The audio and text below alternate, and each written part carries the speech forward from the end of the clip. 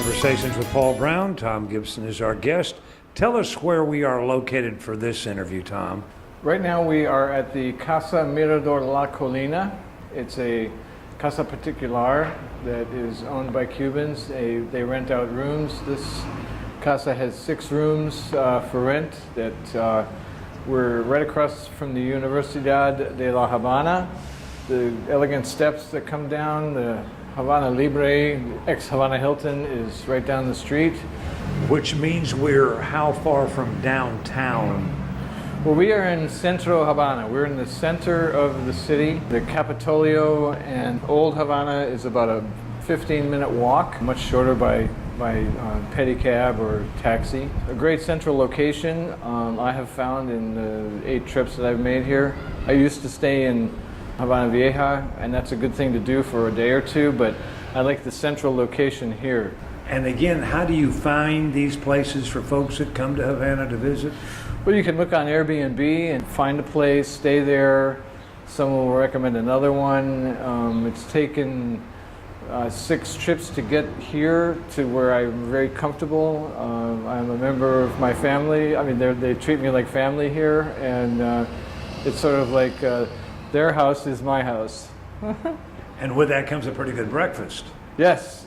For 5 kook, $5 you get a great breakfast with fruit and juice, and you can have an omelet, or I like scrambled eggs, so bread, butter, honey.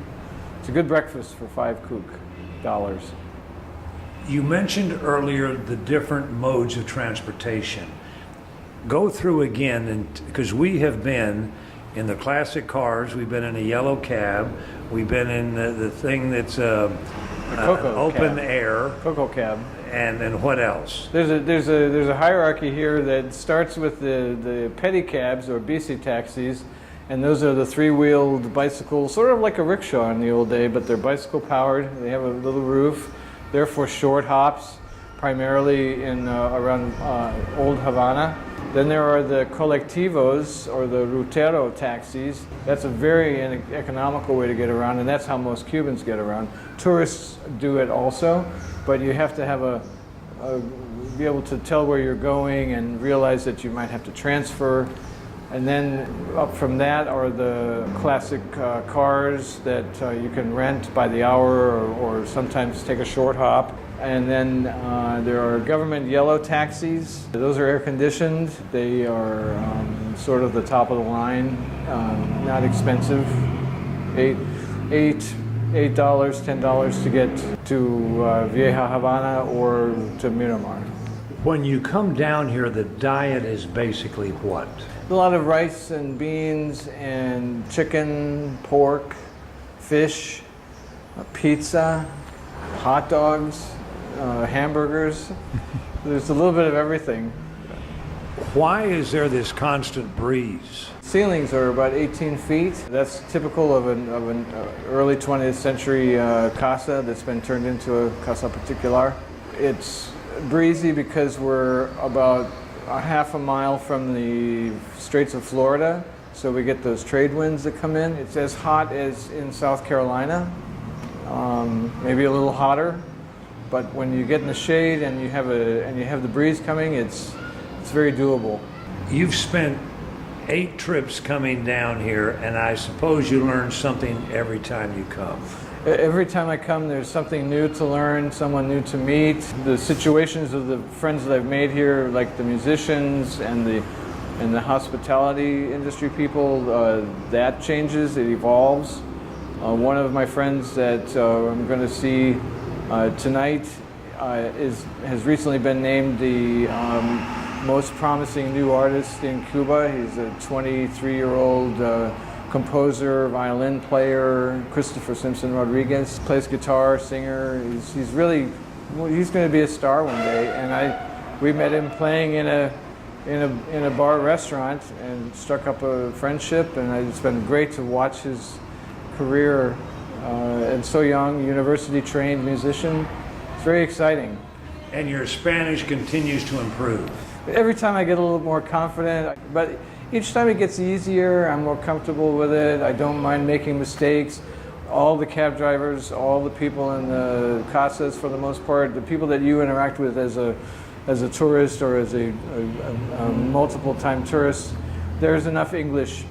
They have to speak all the languages because Germans, Russians, French, Italians. We have Italians staying here. The hostess, Aimee, knows, the owner of the casa, knows a little bit of that too, of Italian.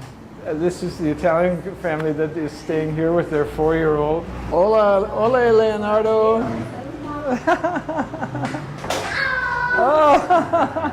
When we come back, I want you to talk about the classic cars that you have done so much research, and we're going to introduce you to somebody that you found. You're listening to Conversations with Paul Brown, coming to you this week from Havana, Cuba, and we're going to continue our conversation with Tom Gibson.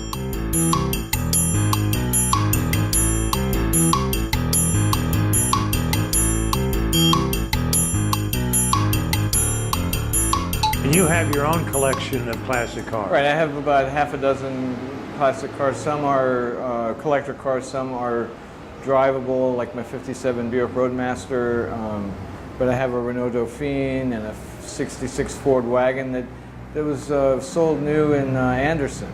And my 57 Buick was belonged to Woodrow Thrasher, the brother of Skin Thrasher. I wound up buying it 25 years ago. The revolution comes to Cuba and things change immediately. Right. And one of the things that I've been doing is researching the auto dealerships and the people who sold cars, the ships and ferries that brought them here. It's an uncharted territory as far as research and writing goes. I interviewed the son of the last Buick distributor in Havana, Charles Vaillant.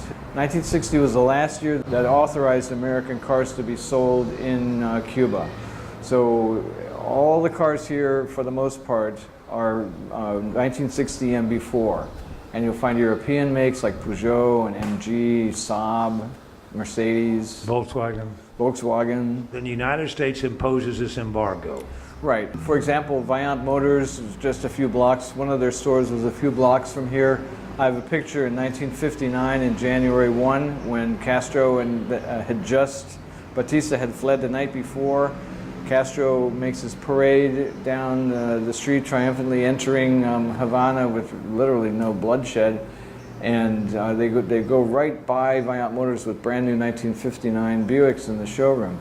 About 14 months later, that showroom was empty. The company had been nationalized. All the oil companies, the Cuban government nationalized all industry, which led to an all-American and European investment, which led to our embargo. And then everything stopped. All the neon signs came down, all the beautiful things that when you watch an old movie and you see old Havana, all of that commercialism died. Casinos went away. Casinos went away. And tourism stopped. Tourism stopped for many years because we were so involved with the commercial aspects. Our government did not want to have anything to do with Castro and his regime, so he switched over to the Soviets, and that became a period of no interaction for the most part with the outside world. The American cars from the 40s and 50s start to break down, and the Cuban people are able to keep them running. Right. The oldest car that I've seen on the road was just yesterday with you. We saw a 1928 Model A Phaeton. It was a real one. It might not have the proper engine, but there are 20s cars rare, 30s less rare, 40s, 50s, and 60s are the predominant makes. And because the parts supply ended when the cars stopped coming in, once those parts houses and those dealerships and those gas stations were done with parts, there was no replacement for them. So they had to get ingenious and use what they could get from South America or Mexico or Russia or China. Or make them. They're very capable machinists that can make a spindle for a front end assembly on a car. They can make just about anything. When they cut a top off of a convertible, they'll make a a temporary top that just goes up when the rain comes. On my first trip, the casa I stayed at, every night they would be looking on the internet because they wanted to buy a car. They had the casa, they were making money, they wanted to augment that income with a carro clásico. And there is a version of Craigslist here that you can see 1957 Chevrolet Bel Air four-door sedan for $35,000 with good paint and air conditioning. The cars are anywhere, a good workable car that you could drive away tomorrow and start making money is anywhere from $25,000 to $40,000. And that's a lot of money when you figure that people are making $30 a month. But the ones that are in tourism, you know, that are working in the hotels and know English, and the ones that are renting out their houses, the ones that already have cars, they can bank a lot of money. Yesterday we met, and in fact had supper with a young lady from Ithaca, New York, who has found her way down to Havana. Tell me Lucy's story. Lucy is a journalist and had begun her career right out of college in South America and was fluent in Spanish.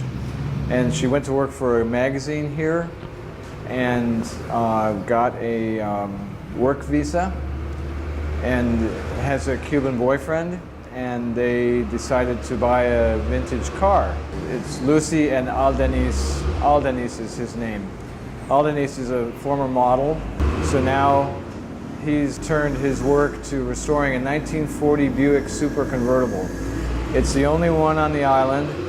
It's an actual real Buick, real convertible. It's not a coupe that's been chopped down. It has its original straight 8 motor. It needs a lot of work, but they got it for a really good deal. I was surprised to find out what it cost, but they're spending a lot of time finding parts for it, using the network in America, the different forums, and the Buick Club was helpful with them. They're neophytes. They're not car people, and they're learning this from the Cuban perspective with all the Frankenstein parts that make a car. What does that mean? Frankensteins, we call them also Franken Buicks when they're a Buick. They're cars assembled of many parts. They might have a hood off of a, let's say a 53 Buick might have a 52 hood and a 56 rear end and a Russian 4-cylinder engine and fenders off of 57. So all that's missing are the little staples around the neck like Frankenstein. That's why we call them Frankensteins. We recently paid a visit to them and their restoration. Yes, we went to their house in Marianao, where Aldenis and his father live, and nearby was a open-air garage facility that they're working on the car. It's many pieces, but because it's an original convertible, it's unique here. For example, the steering wheel was taken off, and it went 50 kilometers away to be restored. It'll be a really good-looking original steering wheel when it comes back for $50. In our, it would cost $500 to $800 in the U.S. to do the same work. They were a most delightful couple, and they took us to supper. They did at Aldenis's uncle's restaurant. Yeah, it was upstairs. It was and what was just over the horizon? It was right in the background of the world famous Tropicana nightclub, the open air with the dancers, and it's an exotic place. It's been there forever, and it's still there. Nightly shows. Very historic. And what was really neat was that the dancers from the nightclub go to that restaurant that we were at either before rehearsal or after the show. What have you learned on your 8 visits to Havana with regards to what we think the government may decide to do with their classic cars? Well, the government right now has learned that they've let the genie out of the bottle. Owners are making a lot of money doing this. It's straying away from the rigid communist ideology, and so Even since I've first been coming here, the cars used to be able to park in a certain place. Well, the government has shooed them away and say, oh, you're a nuisance. They're limiting the licenses, making it a little bit more difficult for people to get the taxi driver's licenses. As I said, they've opened Pandora's box and they've lost a bit of control about it, and it's not making them happy. And now they're going to make a decision that maybe they've tightened up on it. And now there's some word about the fact that in December they may allow some others to join this prestigious club. Right. They have to do it because there aren't enough taxis for the growing number of tourists that are coming.